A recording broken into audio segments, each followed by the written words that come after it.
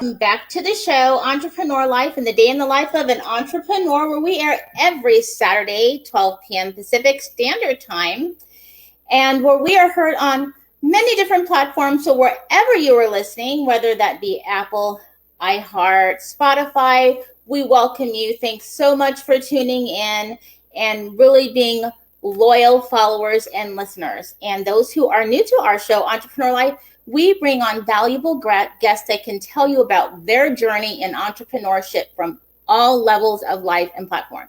So today we are really overly excited because we have a guest on the show. And as people know who have followed me, I'm somewhat of a sports fanatic. And I like sports. So I always looked if I can find people who are in the sport field, who's had a history and are really doing things in the profession, from mentoring to really helping other people who are really loving the sport, whether that be football, basketball, baseball, soccer. And today we have Kevin Davidson, and actually a former baseball player, a catcher, as a matter of fact, with the Astros, who is now going to kind of tell us about his journey and something that I found quite intriguing, called Baseball Cloud, which was new to me until I started researching. So I'd like to welcome you to the show, Kevin, or they like to call, what is it, KJ? Is it KD? KD, yes. The KD will work, Kevin will work, anything you want to call me. Thank you so much for really being a part of coming on the show. I'm just really happy that you're a part of the show with us and really kind of get to tell our viewers and listeners actually just about you and what you're doing for the community in the baseball world, in the sports world. Yeah, I got done playing back in 2007 with Houston, and then I entered the real world, as they call it, and I had a great job, loved what I was doing. I was in the investment banking side, and I represented over 30 major league players at one point. And then from there, I just started seeing the way the direction was going of the game with data and analytics, and and I remember being in a meeting with one of my big leaguers, and they were just the organization was just really wearing this guy out on his data, and I realized that this data and all this information was really going to affect the transition of the game, and it wasn't going to be good for the game. So I started doing some research on that, and then come to find out that this data started working its way down to the lower levels. So I just kind of poked around a little bit and reached out to some guys that I knew, and ultimately found that there was no platform that was there to help players with this information. There was no platform for any agents to utilize this information.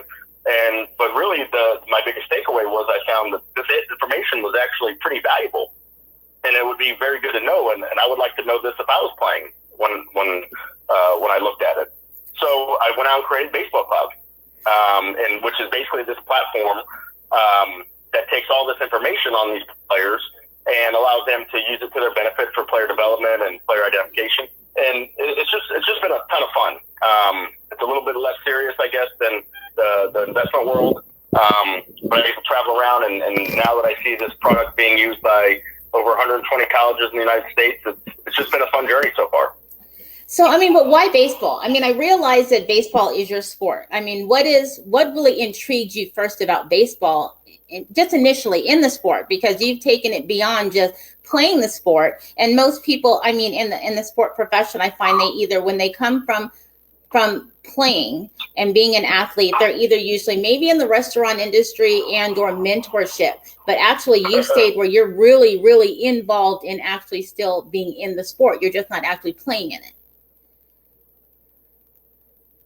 And really, hey. Oh, hey, Shamara. I'm sorry. That's my co-host. She's jumping in on the line. Sorry about that. So go ahead, please. Oh, okay. I thought that was like a call-in. You guys were calling with questions and stuff or something. But I was already going to get grilled with a question. Yeah. So why baseball? Hi, Kevin. Sorry for the delay. I was having a little bit of a computer issue. But keep going with your story. Good question there, Rose. Yeah. Yeah. For me, it's baseball. Baseball has been in my blood since I was born. I look at baseball and I see the life lessons that baseball taught me. I see the life lessons that baseball could teach any kid that's out there, and softball for that matter. Baseball and softball are very special sports to me. I mean, they're sports that they teach you about life. Baseball doesn't have emotion. Life doesn't have emotions per se, with how, it's going to throw certain things on you. And, there's times that, I've been 4 for 4 in front of 15,000 people, and, everybody loves you and everybody's your best friend. And the next day you go 0 for 4 or 4 strikeouts in front of 25,000 people. And, right. and nobody likes you and nobody wants to be your friend. Right. It's the game of life. And, baseball is one of those that it teaches younger kids about failure. It teaches them about competition. There's so much competition that goes inside the game of baseball and softball that the average fan may not, really pay attention to. It's constant levels of competition. Every at bat for a hitter is competing. Every ground ball is competing. Every ball that you catch as a catcher, it's a competitive event, and it just really brings out the competitive nature in people. And that's why I'm lucky to have a company that's surrounded by baseball and softball players. Everybody that works for us has played the sport before, and I'll hire a baseball, softball player any day of the week. So I'm a fast pitch player, so I play baseball, and I play fast pitch, so I do love I love the sport myself. But it seems like sometimes it so much has come of Fantasy 5, the fantasy sport of football. And that you kind of taken it to a level of where now it's baseball. Do you think that other organizations can utilize something like your platform to also take into their platform of other sports, to do something similar? Absolutely. I mean, what I'm doing and what we built with Baseball Cloud is if you look at the highest levels of any sport for that matter, whether it's baseball, softball, basketball, football, tennis, the elite of the elite have a platform very similar to Baseball Cloud. Okay, and they use it for their own benefit. What I've been able to do is take that platform that really is very expensive, very time intensive, very detailed, very broad, very fun to look at, very informative. I've just taken that and commercialized it and opened it up to everybody in America, where before it used to be the Houston Astros or the Washington Nationals. But right. They all have their own system. So right. the Nationals platform is called Pentagon. Okay, the Astros platform is called Ground Control. Okay, the Phillies platform is called it's named after their mascot, whatever it's called. The Yankee system is called Base. Okay, so what I've done is that platform is very, very expensive to build, and it's very private. It's very internal. It's very proprietary, and I was just able to really see how these platforms worked, and I just said, you know what? Why don't I go out and take the best of the best of the best from all these different platforms, put them together, and let the players use this information, because it's been hid from them for so long, and it's really the information that is being translated that creates results in fantasy sports. It's just how hard a guy hits the ball. Well, how hard he hits the ball is going to translate to his odds of getting hit. Right. And how many pitches he chases out of the zone is going to be a correlation to how many times he walks throughout the course of the season. So when you start getting odds makers and fantasy players and even players looking at this, it really is able to allow you to peel back and really truly see what kind of player you are, and understand that. And it's okay to be any kind of player, but it's even more important to know what kind of player that is. Not try to be somebody you're not, just know who you are. So how difficult was it to really transition from being an athlete to still, this is somewhat technology, and then having people believe in you to bring them on board, seeing your vision? Because I see that you brought on athletes, some really affluent people in the scouting industry. Yeah, and those people are the ones that make it a lot easier for people to believe in me. Really it's about getting guys like, John Updike, who I got from the Mets, and Cliff Saracuso, who I got from the Rangers. Really, I was fortunate that I didn't have to do a lot of work to get them to believe in me, because the industry and the trending of the nature of the business was going this direction. So, just the fact that I just so happened to, think about it a little bit earlier than somebody else and kind of be in position for it, the market is letting everybody know where it's going. Mm-hmm. Whether we like it or don't like it, it's just going in that direction. And that was something that I found to be a really big driver in me making the decision to do it, is whether or not I'm a believer in it or not, which ultimately at the start I was not. And then I became a believer, but I came a believer as somebody that if it's used properly, it's a very big value. But I'd rather get ahead of it and be on the side to help the players use this information. Not let the organizations use this information against the players. There's good information to learn from this. So, just the general concept alone was good enough to get people to believe in it. I obviously am very passionate about it. I believe in it. I can sell it. There's not a lot of things that people can argue with me against that sometimes I won't even agree with. Mm-hmm. But I'm a baseball player at heart, that I want to build a good product. I'm not just some guy off the street that knows how to code or knows, wants to look to just make money off something that is kind of like snake oil and nobody's going to buy into. You can't not believe into information. I just wanted to believe and be that person that provided you that information that's out there. Whatever you want to do with that information, how you want to interpret that, that's up to you. But you have the right to know what your information is. How does it differ from, like you said, there are other similar types of platform in other sports, like in softball? How does it differ? What that you would see that makes it more valuable, or actually just more enticing to the industry? Well, it's going back to the original comment. It's there, but it's only there at the highest level. Mm-hmm. Nothing is out there yet that is reaching the audience that I'm reaching. Right. Everything that's been built has been built for the top end, for the NBA teams, the NFL teams, the major league teams. Nothing has been built for college players. Nothing has been built for college softball players. Nothing has been built for high school players. And we are just taking this, what we call high-end technology and modern information, and just making it accessible to you. And ultimately, we see ourselves going from just baseball, softball, to basketball, to hockey. We can only be in the spaces that the data is really taking over, or the data is playing a major role in decision making. And when the market's ready to embrace it. And when the market's ready to embrace it in any sport, we're going to be in a great position to be able to attack that sport.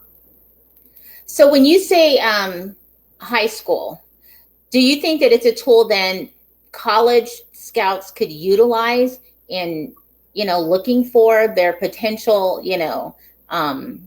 professional player for the future? 100%. For us, we spent the last 2 years working with the colleges around the country that use this information. And after we were able to produce a platform that they use on a daily basis, which they had never had access to this kind of information before. So once we provided to them, from that point on, we've really spent our last 6 months really working on going out to that high school level category and providing that information back to the colleges.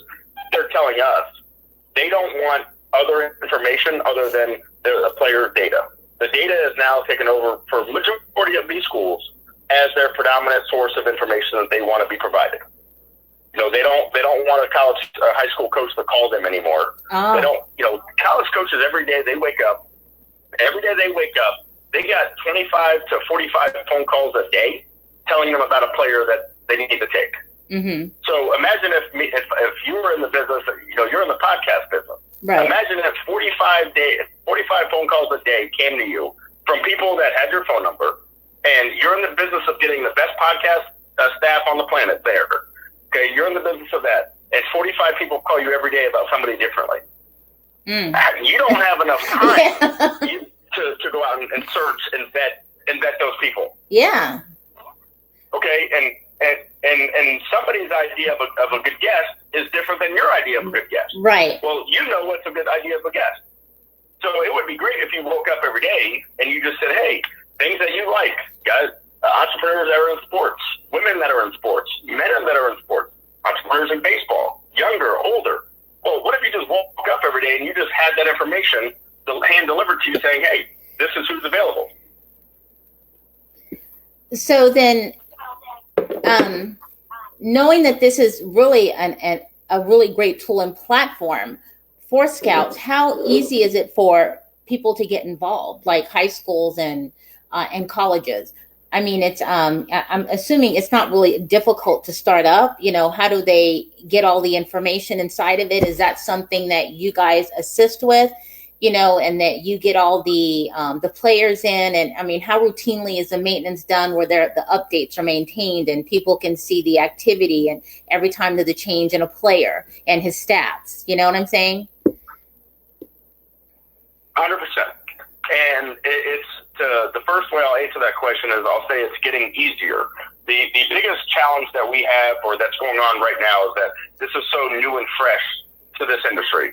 So we've taken on the approach that this is not a race for us to get as many kids on the platform as humanly possible. Right. This is a race to be in position that when 3 years from now, 5 years from now, when data capturing is on every single field these kids are going to ever be playing on, we want to be in position for that because that's what's coming.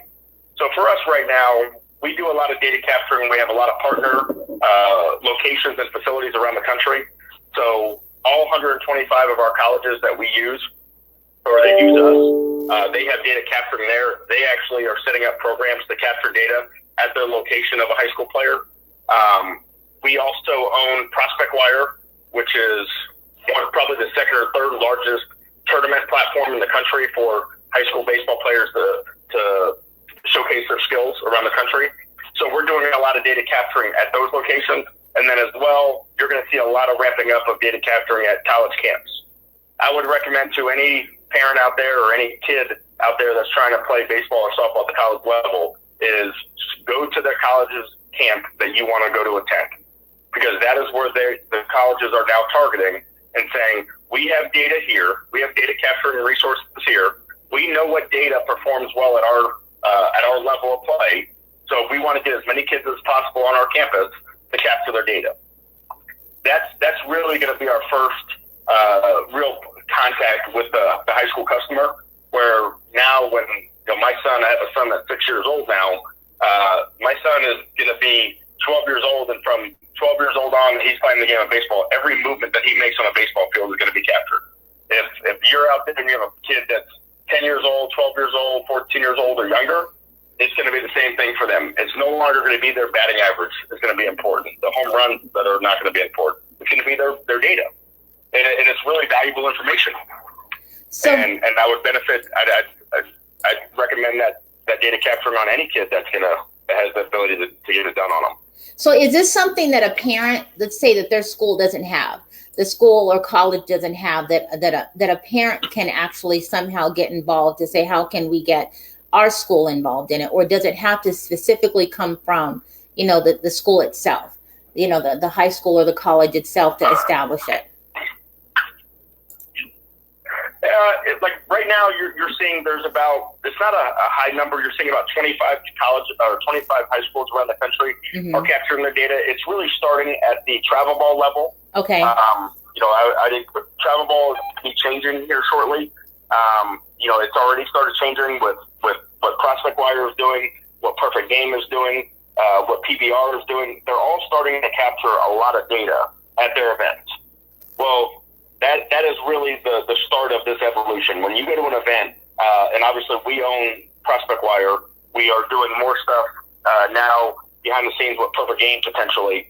I mean, Perfect Game's going to have a 29-field complex over in Hutto, Texas, that it is going to be data capturing. It's going to be their own lab.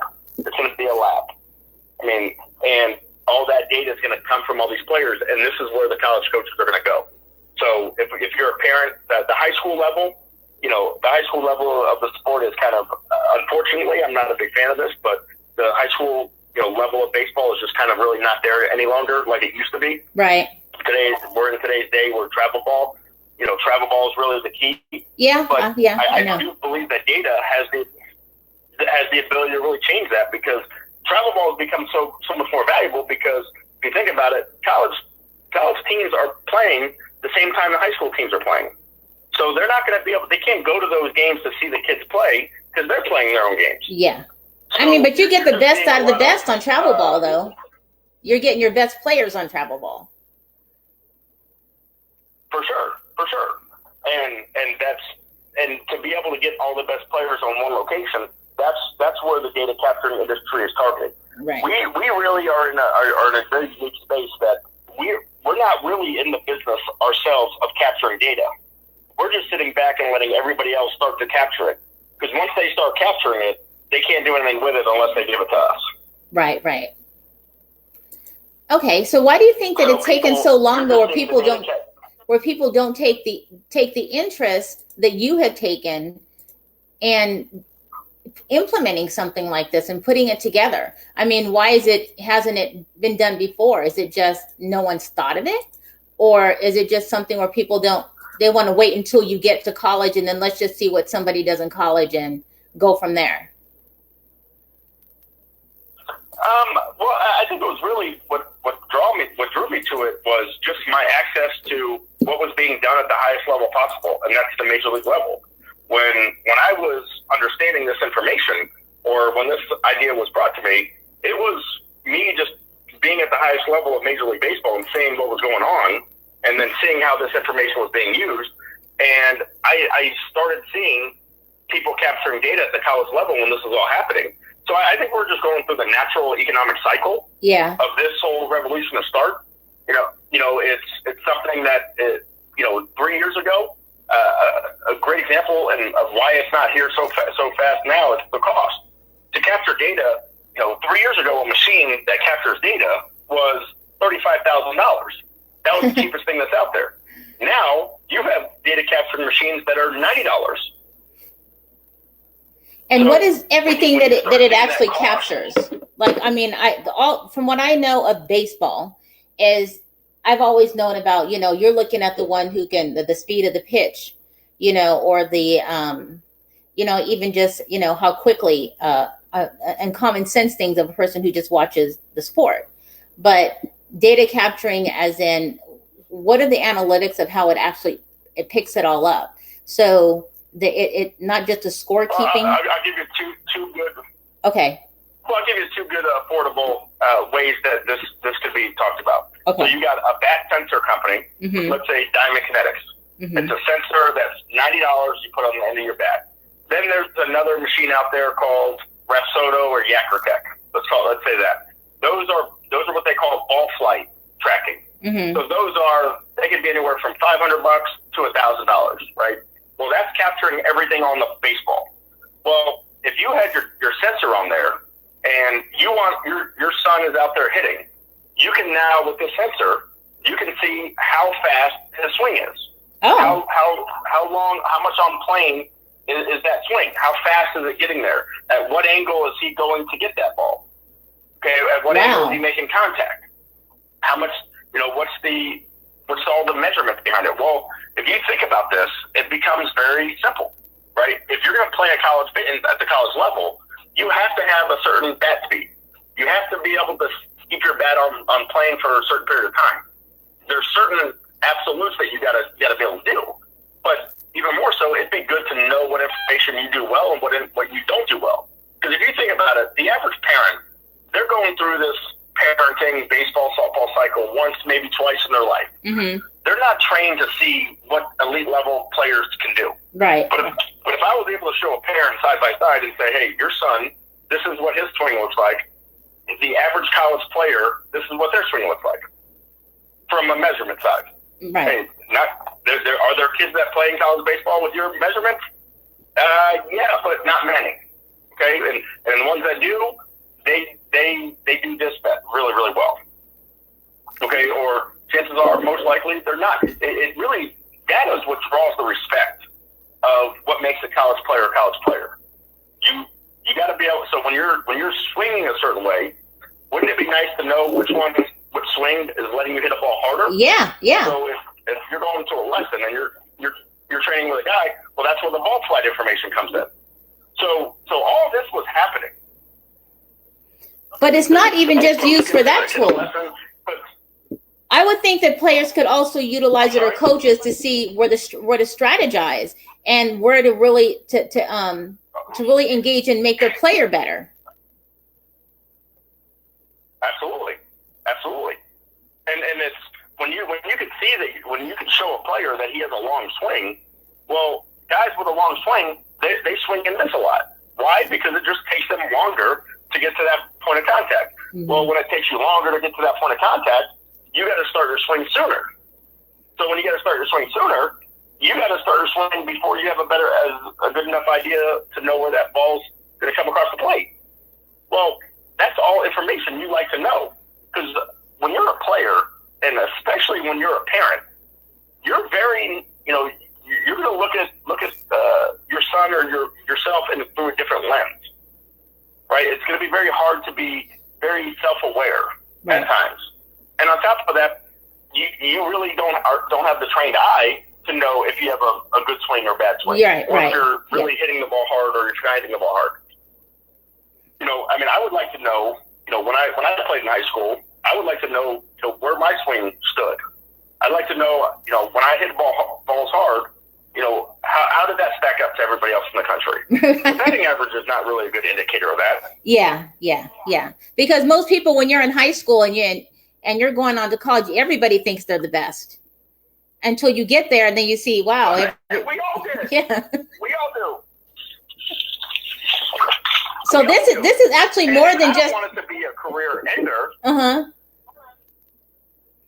I don't want it to be a career ender. Yeah. People. I don't want it to be looked at as a negative one, like, oh man, I'm not the best. I want it to be looked at, well, hell, I'd rather know that information now than before I got to wherever I'm going to go. Yeah. The college transfer rate is at an all-time high. There's no doubt in my mind the number one reason is because we have that cognitive bias where we all get so excited and yes, I'm going to Florida State. And you want to tell everybody you're going to Florida State. You're excited about going to Florida State. Well, you go to Florida State and you realize, holy cow, these guys are all really, really good. Right. Really good. And now I'm not going to play. I'm not going to play. So I want to go somewhere where I'm going to play. And then they transfer.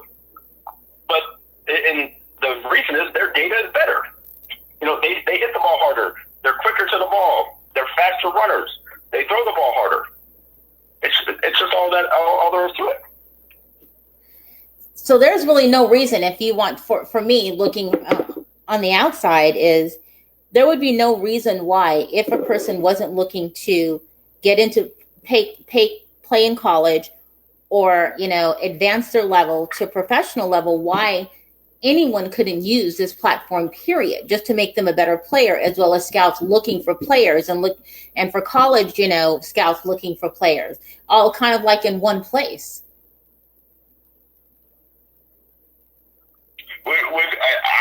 I completely agree with you. I would have no idea. That's like me. Again, I love to use analogies and contextual ways for people to understand what this does.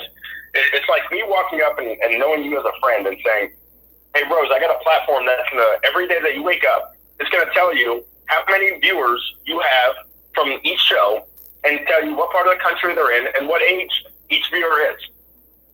That's all this is. I just want to know this information. Don't get mad at the data. Don't get mad at the information. Or don't get mad at the platform that's showing you the information. Hey, the information is there. How you want to use that information, that's going to be up to you. If you want to go out and start marketing your efforts in a certain part of the country because that's where your viewers are, or if you want to go market your efforts in a part of the country where your viewers are not at, that's up to you. Facebook Cloud is just that platform that displays and represents all the information that you need to know. Well, I obviously you can see I'm a sports player, and I wish I like sports, but this was nowhere in my day. And I'm in my 50s, and I can see that, being a parent myself and being around parents, because I was one of those parents who actually got out and the coaches were like, get off the field. I think had a lot of us known that had there been something like this, I think some kids would have stayed interested, because so many parents now press their children to be better players, but they don't have the tool to be a better player, where kids can lose interest so easily, or they're so hyped because they were so good in high school and junior high and high school and at the park. And then when they get to college, there's no possible way that I mean, I think you would have more people staying interested in the sport, knowing that they can see how they're doing rather than assume how they're doing because everybody's, applauding them. I mean, it's a really great, to me, it's a really great platform, not because I have you on the show, but because it's a good platform. It's really resourceful, real educational. Yeah, I agree. I mean, and I got married to the baseball industry 20 years ago, and I would constantly see, when I would be home during the off season and playing baseball, and I'd be done playing baseball, I'd see all these kids going to get lessons, and parents putting their best effort forward and providing their kid with the best amount of information and resources at their disposal to get better. And I would see some of these lessons happen. And again, I'm not saying everybody has bad motives, because I think some people don't know if they're good coaches or bad coaches. Right. But what I'd always ask a parent, and they would tell me about this guy being good at lessons or not good at lessons, I'd say, is your kid getting better? Oh, yeah, yes, he is. How do you know? Okay, because $60 a week is a lot of money. $40 a week is a lot of money to a lot of families. And if I'm going to put my kid in the hands of somebody to train him to get better, and I'm not, I don't know that sport, I don't really know if they're getting better. Right. I don't really know if they're getting better at the rate that they should be getting better. Just because your kid goes to a lesson and then the next game he gets 2 hits, that does not mean he's getting better. I'm sorry. And just because your team's winning doesn't mean your kid is getting better. It just means the team is winning. Right. No. No, exactly. And listen, we all want to be on winning teams, but listen, youth sports is about individual development, team development, learning how to play the game, but you got to get better in the sport that you want to play, period. And you have the right to know if you're getting better. And that's what really drew me to data when it all came about, is because everybody has their own opinion. Everybody has their own thoughts on it. Why guess on something that you can measure? I certainly think that there's a lot of overuse of data. I think there's a lot of over-reliance on data with some of the people that are doing it in today's day. But I go back to wanting the player to have this information. Let the players know what kind of change he needs to make. Let the players see that when a coach tries to change his curveball, and I've heard stories like this, like there's no tomorrow, a coach changes their curveball and now they can't throw it for a strike. Well, now when you look at the data, you can say, hey, when I change my curveball, when I change this grip, this is how much it spins. This is how much I'm letting it, this is exactly where I'm letting it go. And a lot of this information, you really got to see the platform, and I don't do it justice when I just talk about it. Mm-hmm. It's just one of those things that it's really fascinating when you get to see the thing in action and you see the information that's available to kids today. I mean, you mentioned that you're in your 50s. I'm 39, and I didn't have this information when I was playing. I mean, it's really, really neat to show this information. And to be able to show a pitcher by a dot, just putting a dot every single time he throws a pitch, and you can see how consistent he's letting go of that ball. And just see it by a dot. And it just tracks it, and it automatically does it. So now a kid can come back from his game and say, wow, my arm slot was all over the place. How do we fix that? Well, and that's probably the reason why you threw 70% balls. But when kids see it, when this generation, this Gen Z especially, we as coaches have a job and a duty to communicate and teach the audience that we're in front of this information. Well, I'm also a big believer. I think you want to teach and communicate in the language that is best received by the person that's receiving it. And we all know, and if you have kids that are under the age of 30, you know how technologically advanced these kids are. Mm-hmm. Right, yeah. In today's day. Yeah. I mean, my son's 6 years old, and he knows how to use an iPad better than I do today. So when you do your presentations of the baseball cloud, I mean, are you able to show, like, if people who are listening, it's like, well, it's something that, a platform they would want to, get involved in. Are you able to go out and do like presentations, show how it works in the technology? Do you offer that type of information, or is there like a video or something that they could utilize, or maybe like even like a trial to see what it looks like in the inside?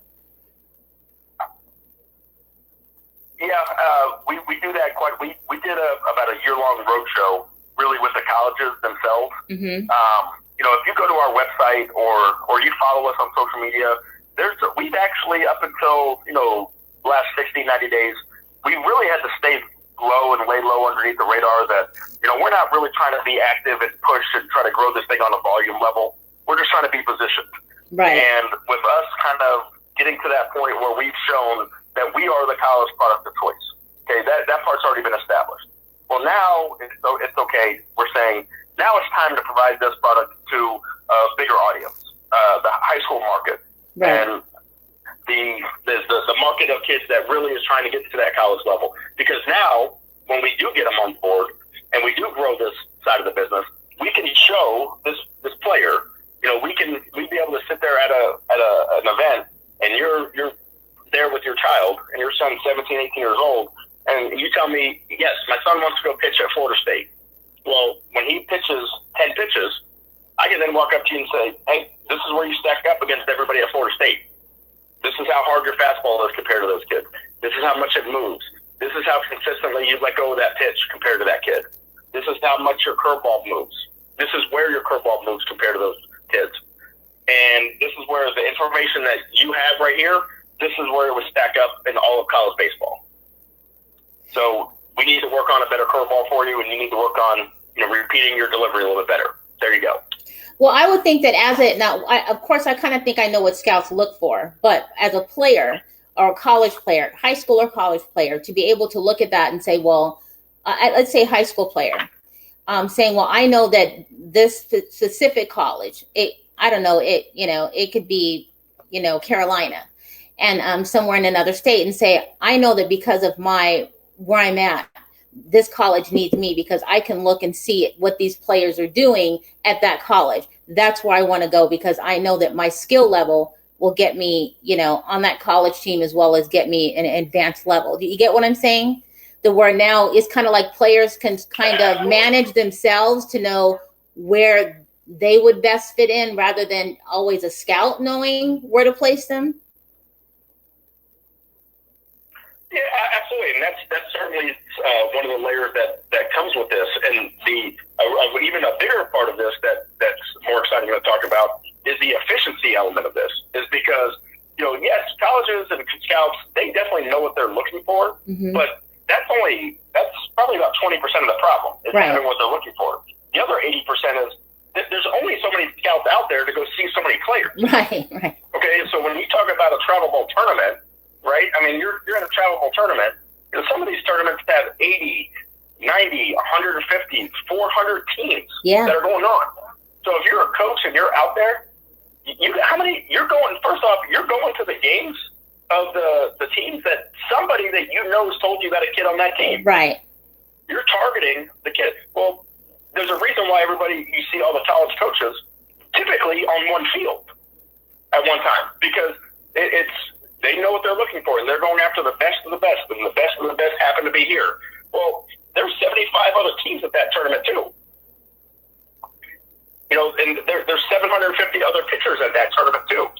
Well, if you just had a chance to wake up and said, these are all the fastball rankings. This is the spin rate ranking. Here's the extension ranking. And I'll tell you, that's a good one to talk about is extension. Here, a great example is, I can't tell you how many kids I've seen that ended up performing lights out at college, but they didn't get recruited a lot because they only throw 85 or 87 miles an hour. Mm-hmm. Well, guess what? Now with this data, they can actually see some kids have longer arms and let go of the ball farther out. Well, this is math and physics.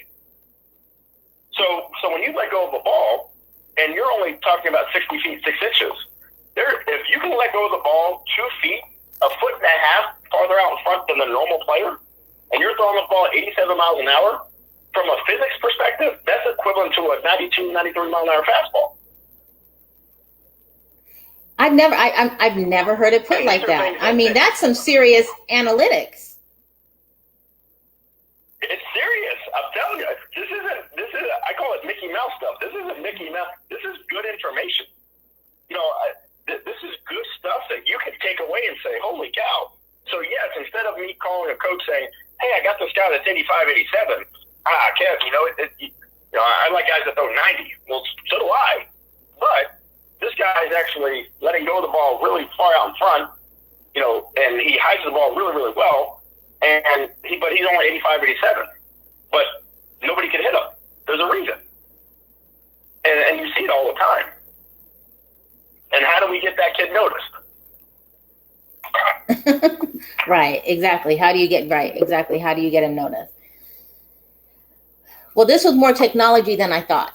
So, but extremely insightful. So you were talking about something about putting something on the bat. And now, are these like, when you say, is it something that changed? I know the weight of a bat, every player has their own, specific and particular bat they want to use, and the weight and how you're going to hit the ball determines the bat that you use, right? Correct? You could say that. I'll go with that one. Yeah. So how does that determine what you put on the bat to? Does it change anything in the weight variation where you're getting all of this data? No, and the way the sensor industry works now is you have these companies, and I'll use Diamond Kinetics. Okay. I'll give them some publicity. They're probably the best bat sensor company that's out there. Yeah. Well, basically what it is, it's about a half an ounce sensor that sits on the end of a bat that you put at the knob of a bat that you just use with like a neoprene kind of sleeve. And it just kind of wraps around it. And you put it on there. It doesn't affect the swing at all. Okay, it doesn't affect the bat weight. It doesn't affect very much on the bat. You just hit as normal. And then after you hit, you can go back and look at it and say, tell me all my measurements. Okay, so when you look at this sensor, it's going to tell you, again, when you look, if I swung a bat and a 7-year-old kid swung the bat, there's going to be a lot of differences. Yeah. You're going to see how fast it goes through. You're going to see, how smooth it is. You're going to see, how long it's staying through the zone. And these numbers are very important to identify if you can hit or not. Now, you certainly still got to have hand-eye coordination. You got to have timing. Yeah. You got to have all these other things. But if you can quantify your swing and say, this swing is going at this speed, this rate, it's going at this angle. If you've been around the game, you know that some swings are long swings. Right. Some swings are short swings. Some guys, like for me, I had a very, very bad swing. I had a swing that was very in and out of the strike zone for a very short period of time. It would go in and go out. Derek Jeter had the opposite. He stayed through the zone for a very long period of time. Well, when you have a swing like mine, you have to rely on pitch selection. You have to swing at good pitches. And you got to rely on hand-eye coordination.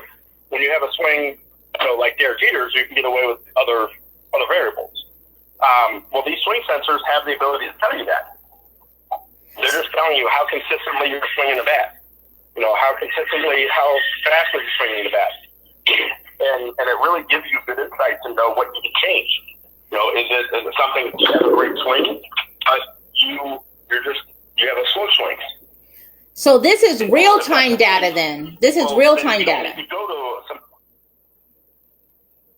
pardon me? This is real-time data then, correct? It's like in real time. Oh, real time, yep. Oh, yeah, wow. real time. Yeah. Oh, okay. And we'd like to use it for real time and then afterwards, because if I know that when I swing a bat a certain way, and these are my measurements, that just tells me everything I need to work on. Because if you have quick hands but a bad swing, just work on your swing. If you have a great swing and slow hands, just work on your strength. But if you don't know it, then you can't work on anything. Wow, that's pretty impressive. Okay. Pretty impressive. All right. So for everyone who has been listening, huh? I said it's cool stuff. It really is. I mean, it's for everyone who has been listening, you could have tuned in maybe in the middle of the show sometime. I see a few people like sitting in my chat box here on Spotify. You're listening to Kevin Davidson, former Astros catcher, who is bridging the gap with Baseball Cloud. So make sure that you listen on the replay if you couldn't get the whole thing. just follow Entrepreneur Life, just hashtag Kevin Davidson. You will see him on, or listen to him on our YouTube channel, the interview, as well as all of our other podcasts. So if you are maybe watching us live, you can find us at entrepreneurlife.show, and you will be able to hear the live interview on all of our podcast platforms. So I'm actually, I'm intrigued by the whole thing. I actually looked it up a bit, and I went on LinkedIn, and I saw a few different people seem to be connected with Baseball Cloud, which was impressive. And I was trying to get a little more information, but I see that, like you said, you don't want to be overwhelmed with just everybody. You're really being cautious of how you're putting Baseball Cloud out there and really getting tangible, as far as people involved in it, players and educators, and within that school and college. But I don't know why everybody wouldn't be on it if their child really wants to become a professional player. So I do have your website up on the platform that everyone can see, baseballcloud.com. But where everyone could go so they can learn more, see videos, see what Baseball Cloud is all about, ask questions.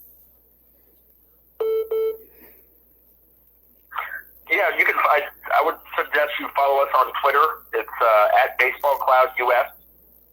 And if you have any questions or need to get a hold of anybody or would like to speak to us, you can email in at info@baseballcloud.com. And feel free to reach out to us, ask us anything you need. Our website is up at www.baseballcloud.com. Go to there for more information as well. But Twitter is where we do most of our information, most of our content. And anybody follow us, we're going to be producing a ton of very, very good content as we come down to the high school level this year. So be on the lookout for some good information here in the near future. Well, I really, really appreciate your taking time out to come on our show, as I am a sports buff. And I hope that actually as you grow, you might want to, and you bring more involvement. You may come later and share that with us. That would be really great. Again, so everyone, this is Kevin Davidson. Absolutely. And I am Rose, and I am from Entrepreneur Life, and where we actually share the journey of different people in every level. And thank you again so much for being on our show, and we really do hope you'll come back. And we will be streamed everywhere. So hopefully if anybody has questions, we will have Kevin Davidson link onto our website and all our social platforms, just in case you didn't get it. Thanks so much, everyone. Have a great weekend. And thank you, Kevin, or Katie, for being on our show. Thank you, Kevin. Thank you for being here. Thank you guys for having me. Have a great week. Bye. Bye. Bye.